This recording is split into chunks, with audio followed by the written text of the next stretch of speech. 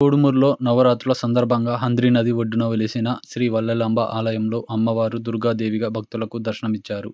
ప్రజలు తండోపతండాలుగా వచ్చి పూలు, పండ్లు, నైవేద్యాలు సమర్పించుకొని అమ్మవారిని పూజించారు. ఇక్కడ అమ్మవారు చదువుల తల్లిగా అందరికీ దర్శనమిస్తూ ఉంటారు. దాతల సహకారంతో భక్తులకు అన్నదాన కార్యక్రమాలు ఏర్పాటు చేశారు. 9 రోజుల పాటు వేల మందికి ఆలయంలో అన్నదాన కార్యక్రమాలు ఏర్పాటు చేశారు.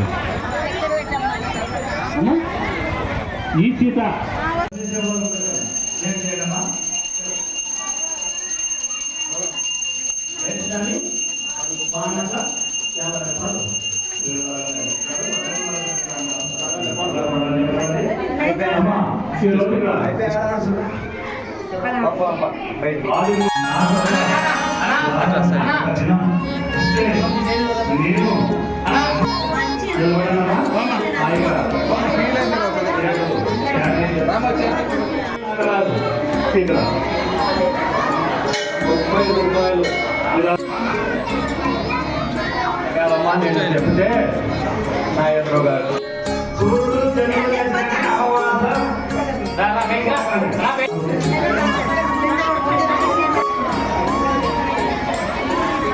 గాజుల ఏదాశ్రీ 101 రూపాయలు విరాళంగా ఇచ్చింది కాబట్టి